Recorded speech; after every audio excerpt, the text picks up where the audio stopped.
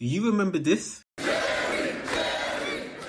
If you were born before the millennium, chances are you've seen, or at least heard of, The Jerry Springer Show.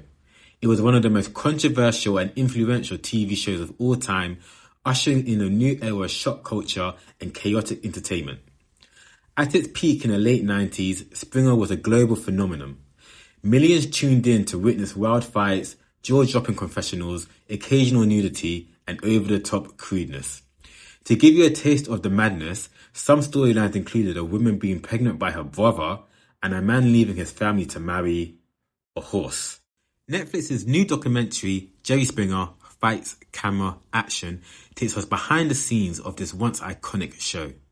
Through interviews with former producers and guests, alongside unseen backstage footage, it unpacks how the show became a daytime TV juggernaut, the dark legacy it left behind, and the ripple effects we still see in television today. I learned a lot watching this documentary, especially about how Springer started. I always thought it was chaotic from day one, but it actually began as a serious, politically driven talk show covering real-world issues. Things took a turn in the mid to late 90s when Richard Dominic became executive producer. The documentary paints him as a driving force behind the show's descent into outrageous spectacle, and frankly, as a pretty despicable figure. Over 2 episodes, the documentary pulls back the curtain on the manipulative tactics producers use to get wild, headline-grabbing moments. They would rile up guests backstage, pressure them into sharing the most sensational parts of their lives, and pit them against one another. All to maximize chaos once the cameras rolled. Duty of care? Forget about it. Guests weren't treated as people with actual problems. One former producer even admits they didn't care about the impact on their guests' lives, only about keeping their ratings high. That callousness had devastating consequences. In 2000, a former guest was murdered by her ex-husband after their appearance on the show aired.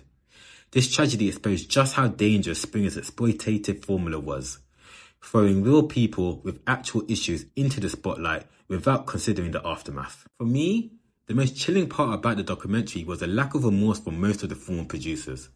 Apart from one man who turned to alcoholism due to the moral toll of working on the show, many seem disturbingly unapologetic.